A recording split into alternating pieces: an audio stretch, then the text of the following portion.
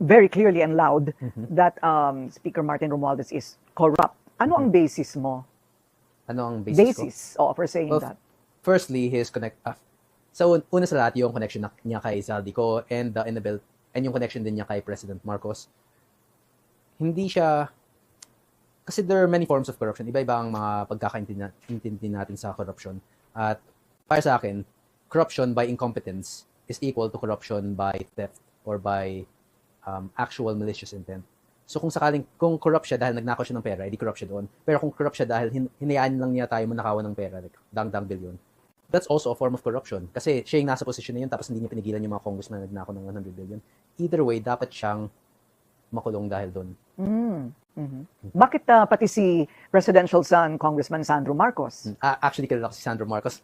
Imposibleng walang alam yan and susunod na yan na i-investigahan natin. Ganun ba? Ikaw ba mismo nag-iimbestiga ka?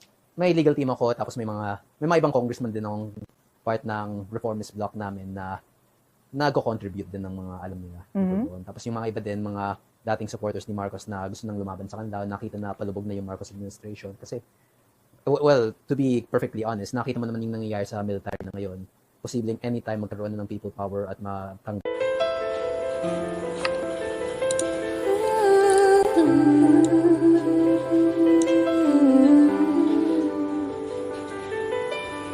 Fearless young voice will not back down, rising high from the Cavite sun, a fighter's heart we call the Catman.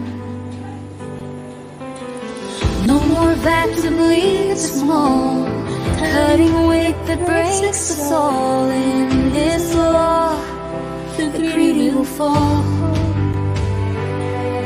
Stare down the chameleon and the fight begun.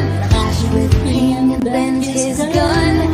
One kid making all dogs run. Knocking down walls, they call him mad. It's the thieves, the who should feel bad. He keeps his name in the history books.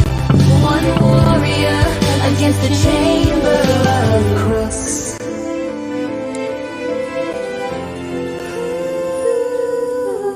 Armed with courage, he takes his stand, unafraid to challenge those in command. Strikes corruption across the land, taking on the whole filthy Congress swamp. Refuses to bend against Martin's camp, impeach the leader he bravely seeks. A president people think is very weak. Knocking down walls, they call him mad. It's the thieves, those who should feel bad. Keep his name in the history books. One warrior against the chamber of crooks.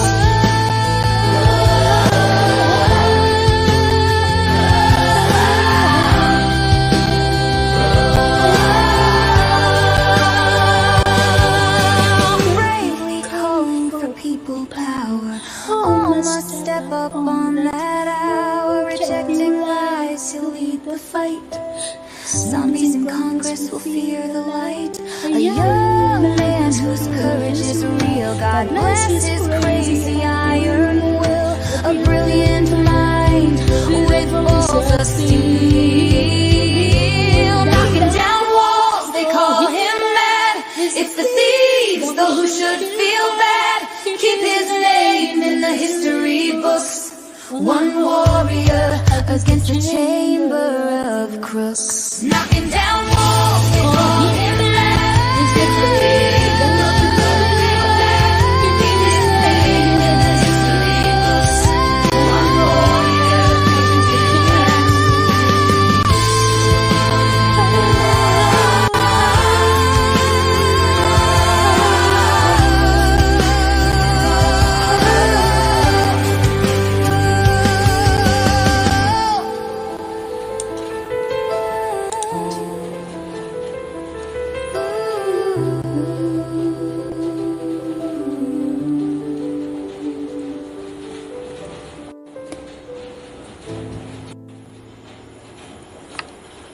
the Kasi may ethics complaint din na ako plano nila akong tanggalin sa Kongreso. So, kahit naman sunugin nila yun, wala na ako doon by that time. Or, You're ready to be extricated from Congress? Kasi I mean, like, sila naman yung may hawak ng Kongreso, sila Martin Romualdez, Sandro Marcos, kaya kung plano lang tanggalin ako through ethics committee, then posible din yun. What will happen if that if that happens? Who will take over for your district? Possibly re-election siya. So baka pwedeng tumakbo si Mayor Jen. I'm not sure about incumbent officials, pero posibleng tumakbo si Mayor Jenny or isa sa mga dating mga kalyado. Pero siguro si Mayor Jenny tatakbo kasi si Vice Mayor Phil Bersaga yung magiging bagong mayor ngayon. But that's a possibility. But ang plano ko kasi may mga ethics complaint ako laban sa mga ibang congressman at baka sila nga yung ma-expel ko because it's by vote and the loyalty of Congress quickly shifts to those in power. Oo. Pinapangunahan ito ni Congresswoman Janet Garin. Nawala na yata ng pasensya, Medyo galit na siya. Pero okay lang naman. Okay lang. Very stressful situation talaga sa Kongreso ngayon. And I can understand her stress. Well, do you think it's self-inflicted? I mean, for you. Para sa akin o yung sa kanya? Are you stressed? Not really. Not really, really? What's chill the lang. secret? Well, normal lang because what's the worst that could happen? Patayin nila ako or pakulong nila ako. Like everyone dies or everyone loses their freedom at some point. It's ultimately all inconsequential. Really? So you're fatalist. You're fatalist for the sake of freedom of speech and expression. Kumbaga, parang, I don't care what you do with me, but as long as I can get to say what I want to say. Parang ganon. Parang ganon. Ayun. Which they mistake for a problem in mental health.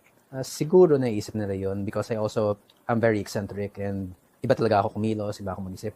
At pag hindi mo kasi alam ang isang bagay or pag hindi mo kilala ang isang tao, lagi ka na lang mag-assume sa mga sinasabi nila. But there are also people who see what I do and understand me. At yun yung pinaka-importante naman.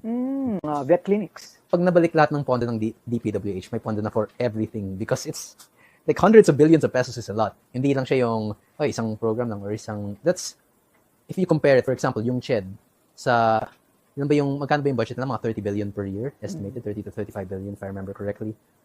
Ilang taon na kayang pondohan yun ng nanakaw lang sa DPWH? Like it's not just going to be funding something. It's going to be funding a lot of things pag nabalik na yung nanakaw.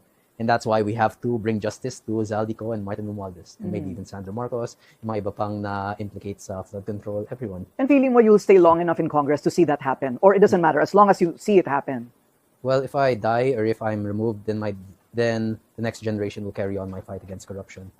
What matters isn't that I win. Ang importante ay hindi na ako yung mananalo. Ang importante ay manalo. Hindi naman kailangan na ako yung mananalo doon. So, basta ang taong bayan. Yeah, it does not matter that I'm the one who gets the results. As long as the result is achieved, no matter what happens, that is what matters. Supporto sa kanya because people do not respect people just for the sake of respect or just dahil lang nakita mo siya or co-workers mo siya. No, you respect both your good friends and your good enemies.